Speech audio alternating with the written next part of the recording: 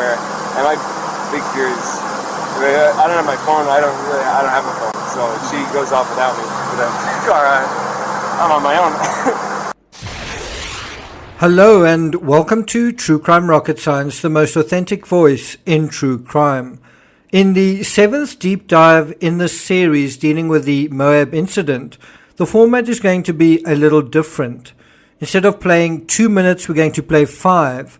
And instead of my providing analysis first or intermittently, we're going to deal with the first 5 minutes and you're going to observe and share your observations. And then we're going to look at it a second time. The pertinent footage is from around the 15-minute mark to about 20 minutes. Let's listen in and watch carefully. You pushed her and she hit you? It wasn't like a push and she jumped on me. She was already, she's already swinging and I was multiple hands. A lot of angles, a lot of nails, a lot of rings. Yeah, you got 3 scratches on your neck, you got 1 on your left side of your nose, you got 1 in your face here, and you got 4 bleeding over there. So it looks like 2 hands coming in. Do you mind lifting up your right sleeve for me? I'm curious about something. Okay. It's a little bit of nails. I suppose fingernails, but I'm not complaining. I'm not complaining about fingernails. Is it bruised or tender or anything like that? No. Okay. I'm fine, and I love Gabby. I hope she doesn't have too many complaints about me. I'm just, I feel bad I had to get so public. I was just trying to be loud. So this is, try to make her calm down and be like, look, everyone's watching. And like, stop this. Just hang tight for me.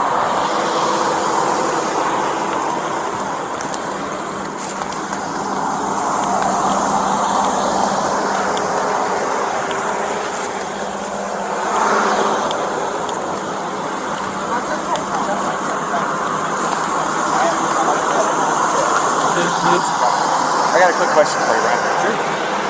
Do you take any medications or anything like that?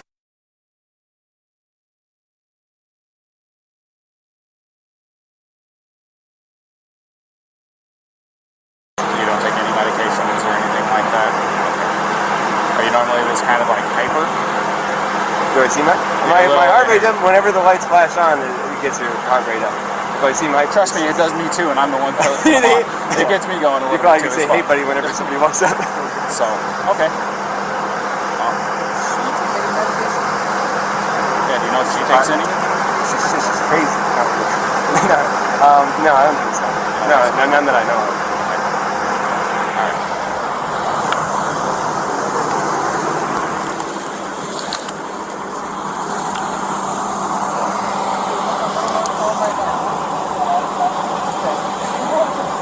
Real fast, can I get your first name? Gabrielle. Gabrielle, how do you spell that? G-A-B-R-I-E-L-L. And your last name? Peter.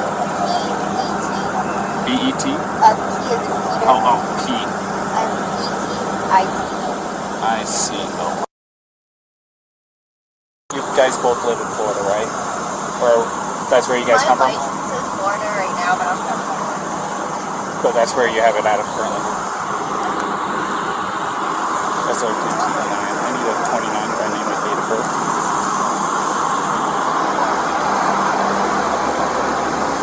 First name, Gabrielle. Golf, Alpha, Bravo, Romeo, India, Echo, Lima, Echo. Last name, Petito. Papa, Echo, Tango, India, Charlie, Oscar.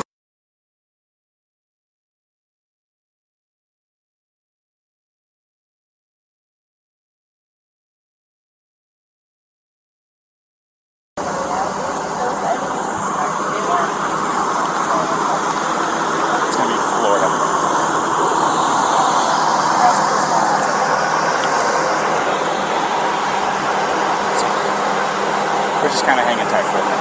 All right. Where does you live? You live in Georgia? Florida. Florida, was our last address. Still get down there. How long have you been on the strip? 4 to 5 months now. Teeter up to 5. What was the determinant? What was the ending of the trip? Moving to a new place? We're going to Orland. We're grandmother's best friend lives in Portland, where we stayed. Two years ago, we did a blood responsibility trip, which we loved. We did in a Nissan Sentra, like a tiny little car. So I was like, let's do it better. Let's get a big van. Not a big, tiny van for all of it. But I said, let's try and do it a little better. And it's been great so far, for sure. But yeah, we're going over to Portland, and I don't know if you're probably more familiar with it, but wolfing, have you ever heard of that? WWOOFING. It's called, you got it. I'm from California originally. Oh, yeah? So, and part of my job, I dealt with employees that were from all across the United States, and Washington, Oregon, California, Nevada, everything you can think of on your level Western. I know most of them. It's worldwide opportunities on organic farms, so it's like a volunteer work-away type of situation where you can work on organic farms. So that's our goal once we get over to Washington.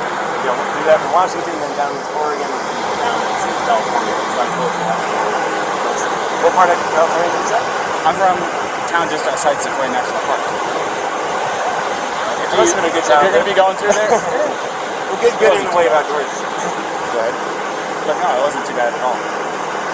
I just called up one of the two witnesses, and I recorded it. You want me to tell you what you said? So, did you take any notes? If you didn't, well, I think you can acknowledge that it is quite difficult to pay attention and to observe things that are noteworthy in terms of having a bearing in terms of law enforcement. It's not easy paying attention and observing, right?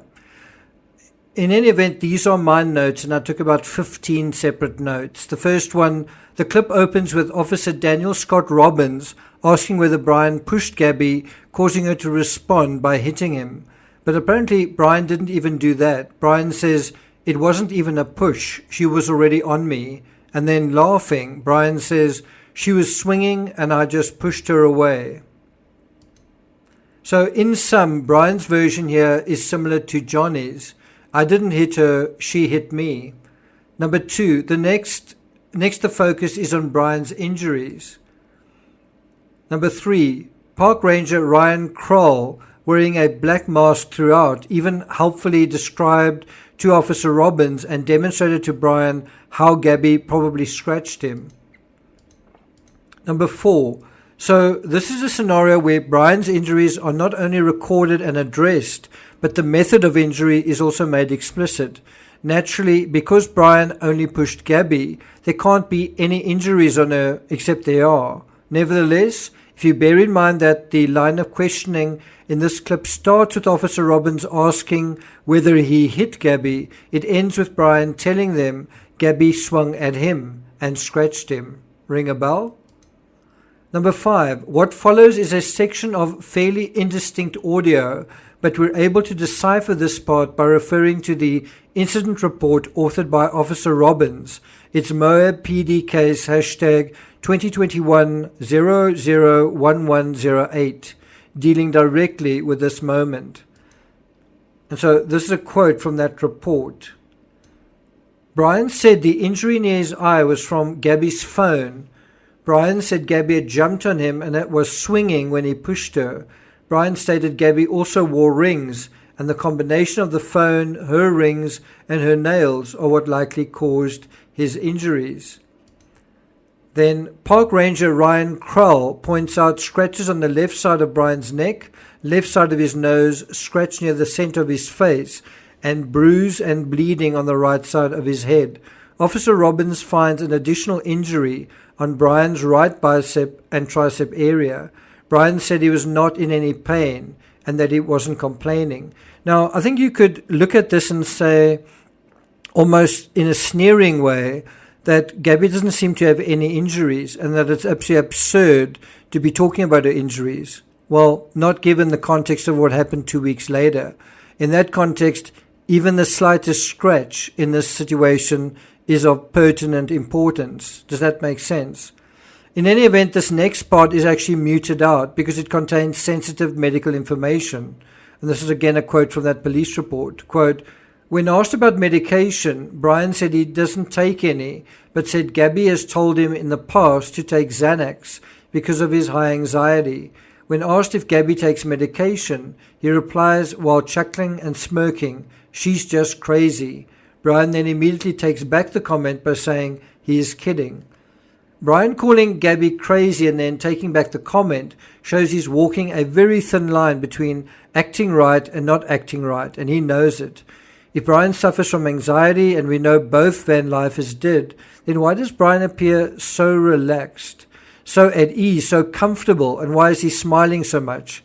Especially compared to Gabby, who admits feeling stressed, says they've been arguing all morning, and presents herself as distressed. Interestingly, the most important red flag does not seem to be addressed in Moab PD case number 220-21-001108, unless I missed it. Number 6, when we backtrack slightly, we get the context from Brian with regards to what was happening that caused passers-by to notice. This is another quote from that report. I think it's 105 pages. Brian said, quote, "Things weren't physical before the point." Brian said, "Let's just take a breather," stating he was locking up the van and they should each go for a walk. Brian said it was at that time that Gabby was trying to get the keys from him, where he demonstrated pushing her away and said that this is when she hit me. Brian said he didn't get really physical, but stated he was just trying to push Gabby away and not get hit. Brian said this is when he got really loud and stated this was what probably drew everyone's attention. Brian said he was yelling, "Back up, get away." Brian said he was trying to make her calm down and pointed out to Gabby that everyone's watching. The important point to emphasize here is that Brian wasn't merely locking the van. He was inside it, locking Gabby out. He would later claim that if she took the keys and left him there, he'd be very vulnerable as he didn't have a phone. This was in fact an inversion of the reality, because what was happening was the threat of her being left behind, and he did have a phone. Going back to the report, quote, Brian said that Gabby had her phone and was trying to get the keys from him, and that is why he was pushing her away. Brian said he knew he shouldn't push her, but stated he was just trying to push her away, stating they needed to take a minute, step back and breathe. Brian said he had the keys because he didn't want Gabby to go anywhere, as he didn't have his phone. Then added he doesn't really have a phone and was worried about her leaving without him and him being left alone. Later on, Brian would provide Officer Robbins his phone number and confirmed the number by looking at his cell phone. This was interesting considering he said previously that he didn't really have a phone. That brings us to point number 7. Unfortunately, Officer Pratt and Officer Robbins seemed to either miscommunicate or misunderstand one another unless there was actually no proper consultation. Just on the matter of the phone, it was clear that Brian was not being honest, and so on this point alone, the officers ought to have been more vigilant and paid closer attention. Another example is Officer Pratt could have and should have indicated to Officer Robbins that Gabby said Brian grabbed her face, and in fact Gabby gestured less to her face than to her throat. And this is a quote from that report. Quote, Gabby stated, Brian grabbed my face, I guess, while also demonstrating the action.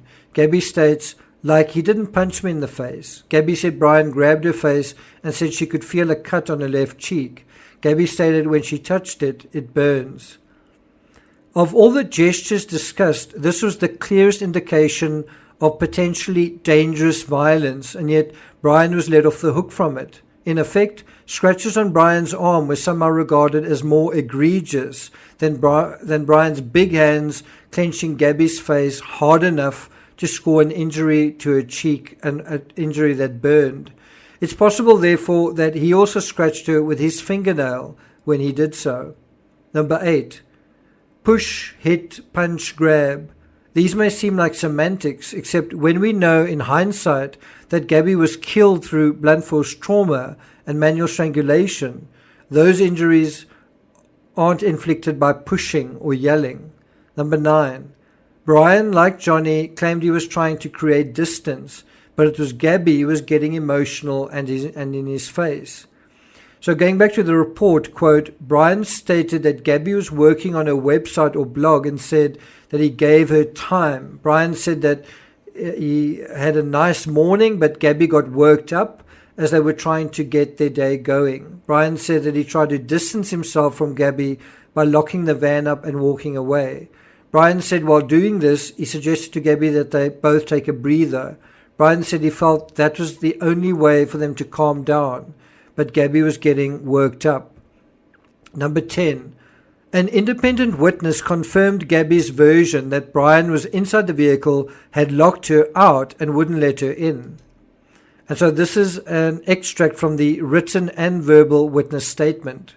Quote, Officer Pratt called one of the witnesses via cell phone, and this witness also provided a sworn written statement later on. The witness stated he had observed Brian and Gabby involved in a dispute.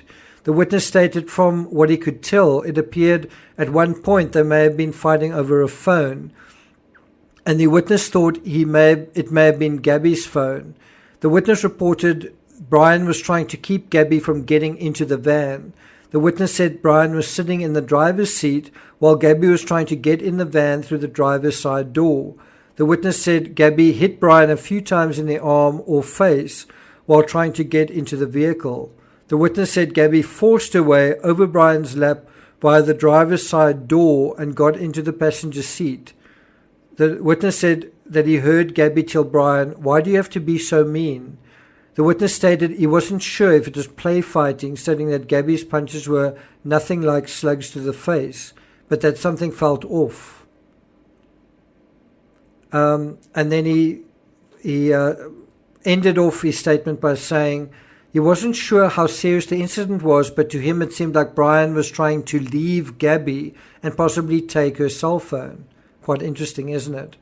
Then also from the report, quote, when asked why Brian wouldn't let her in the van, Gabby said Brian told her she needed to calm down. Gabby said she is perfectly calm and states Brian really stresses her out and said it has been a rough morning.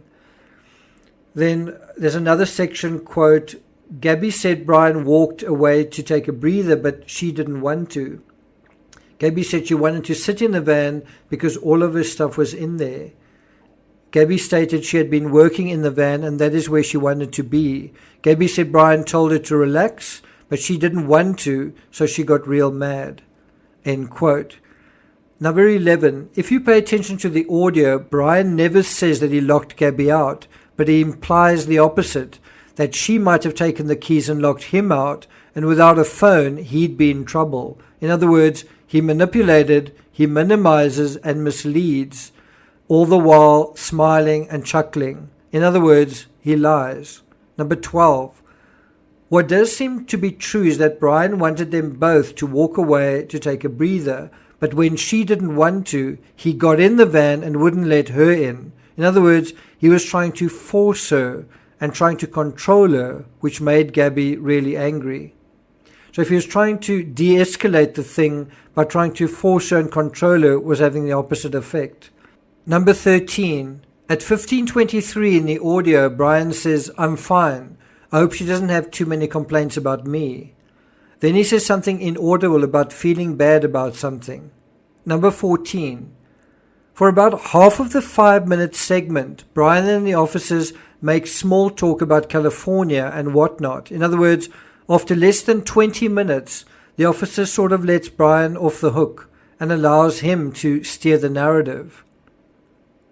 According to the incident report, quote, Officer Robbins was hired in May of 2021 with the Moab City Police Department and had no prior law enforcement experience. At the time of this incident, Officer Robbins was on the final phase of his field training program. Officer Pratt has worked with the Moab City Police Department intermittently since July 2018. This included part-time employment and full-time employment. Officer Pratt returned full-time with Moab City Police Department in December of 2020. Officer Pratt has approximately 16 years of law enforcement experience at the time of this incident. Officer Pratt was acting as the field training officer for Officer Robbins. Number 15. It takes time to get to know the real person under the mask. After less than 20 minutes, Officer Robbins felt he already knew all there was to know about the incident and also took minimal notes, failing to record statements of fact. It was also a failure, easy to say after the fact, from the more experienced officer to basically handle the case. Instead, Pratt handed it over to the less experienced officer who was still in training and left the scene. Now, just in a general sense, the justice system, certainly in the context of a trial, is specifically designed to take weeks as it closely scrutinizes and absorbs both sides, recording, evaluating, and cross-examining statements. As we've seen in the Depp versus Heard case, there's an inability to listen, a tendency to get bored and to project, and a race to judge not as carefully as possible, but as quickly as possible. It's also all based on binary opposition. One person is right, another is wrong. The biggest failure of the officers on scene was to actually understand what the couple were arguing about. And secondly, to get an answer to the most basic question, who hit who? They individually picked up little snippets here and there from both Gabby and Brian and also allowed them, Brian and Gabby, to control the narrative when obviously both were minimizing their own injuries, Gabby in particular. In fact, it was only when Officer Pratt told Gabby that a witness saw Brian hit her that Gabby responded reluctantly and also diplomatically. And this is another quote from the report, quote, Gabby was told about witnesses that reported Brian had hit her. That's witnesses plural. Gabby responded, to be honest, I definitely hit him first. Gabby said she had slapped Brian a couple of times and Brian kept telling her to shut up. Gabby said she hit Brian as I was trying to get him to stop telling me to calm down. Gabby said Brian reacted by grabbing her arm so that I wouldn't slap him. Officer Pratt asked if Brian only grabbed her and she said yeah. But then Officer Pratt asked, did he hit you though? Gabby replied saying, I guess, but I hit him first. I guess is kind of confirmation. It's saying reluctantly, yes. So Gabby has to be pressed and pressured to rat on Brian, whereas Brian was quite willing to throw her under the bus. And that then becomes the difference. Gabby hit Brian, and we know this because Gabby admits it, and Brian doesn't. And that brings us to the final thing. It's a tweet from Jill McCluskey. And she says, police didn't think Lauren was in danger when she reported to them because she was stoic. Police didn't think Gabby Petito was in danger because she was crying and because Brian said she was crazy. They were both killed. We must do better. Yes, indeed. Not only law enforcement, but the true crime community at paying attention, at looking at these people and understanding them. And now let's go through those same 5 minutes again. And this time, turn up your perception to the highest possible level and see how much you can pick up by paying careful attention and looking at something alertly, carefully, a second time. I'm not going to take it further than that, but before we get to these final 5 minutes, if you haven't subscribed to the channel, please do. Like, share, leave a comment, and I'll see you guys next time. You pushed her and she hit you? She was, it wasn't like a push and she jumped on me. She was already, I don't want to, she was already swinging and I was Multiple hands. a lot of angles, a lot of nails, a lot of rings. Yeah, you got 3 scratches in your neck. You got one on the left side of your nose. You got one in your face here, and you got 4 that are bleeding over there. So it looks like 2 hands coming in. Do you mind lifting up your right sleeve for me? I'm curious about something. It's a little bit of nails. I suppose fingernails, but I'm not complaining. I'm not complaining about Is it fingernails. bruised or tender or anything like No. that? Okay. I'm fine, and I love Gabby. I hope she doesn't have too many complaints about me. I'm just, I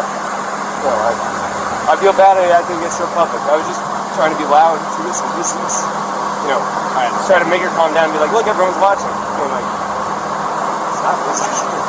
Just hang tight for me.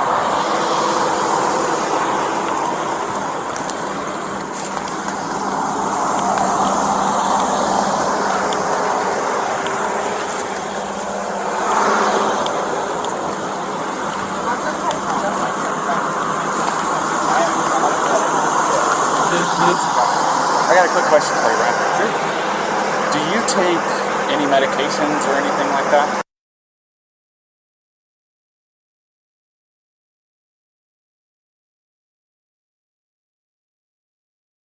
You don't take any medications or anything like that? Are you normally this kind of like hyper? Do I see my heart rate up? Whenever the lights flash on, it gets your heart rate up. Do I see my? Trust me, it does me too, and I'm the one that it gets me going a You little probably bit can too. say, "Hey, buddy," whenever somebody walks up. So, okay. Yeah, do you know if she takes any? She's crazy. No, I don't think so. No, none that I know of. All right.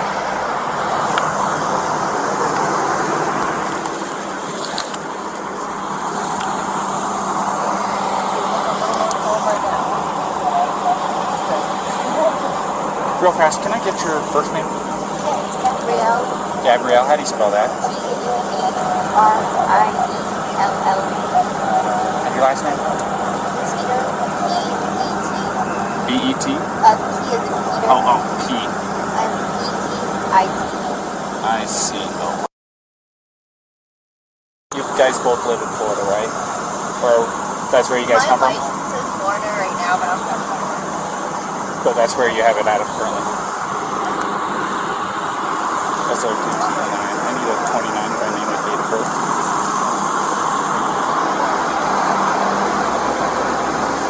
First name Gabrielle, Golf, Alpha, Bravo, Romeo, India, Echo, Lima, Lima, Echo. Last name Petito, Papa, Echo, Tango, India, Charlie, Oscar.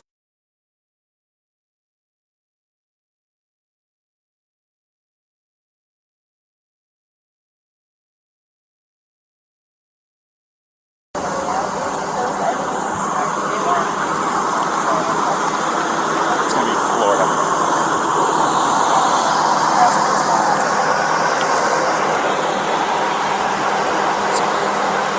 We're just kind of hanging tight for a minute. All right. Where do you guys live? You live in Georgia? Florida. Florida, yeah, was our last place. Still get down there. How long have you been on this trip? 4 to 5 months now. You're on the 5. What was the determinant? What was the ending of this trip? Moving to a new place? We're going to Portland. So her grandmother's best friend lives in Portland. Where we stayed. 2 years ago, we did a water cross-country trip, which we loved. We did in a Nissan Sentra, like a tiny little car. So I was like, let's do it better. And it's got a big van. Not a big, it's a tiny van for me, but I said, let's try and do it a little better. And it's great so far, for sure. But yeah, we're going over to Portland, and I don't know if you're probably here more familiar with it, but Wolfing, have you ever heard of that? W-W-O-O-F-I-N-G. Yeah. You got it. I'm from California originally. Oh, yeah? So, and part of my job, I dealt with employees that were from all across the United States and Washington, Oregon, California, Nevada, everything you can think of on your 11 Western. I know most of them. It's worldwide opportunities on organic farms, so it's like a volunteer workaway type of situation where you can work on organic farms. So that's our goal once we get over to Washington. We'll do that from Washington, then down to Oregon, and down to California. It's not close to that. What part of California is that? I'm from a town just outside Sequoia National Park. It must have been a good time. You're going to be going through there? We'll get good in the way of outdoors. Good. But no, it wasn't too bad at all. So I just called one of the 2 witnesses, and I recorded it. You want me to tell you what you said?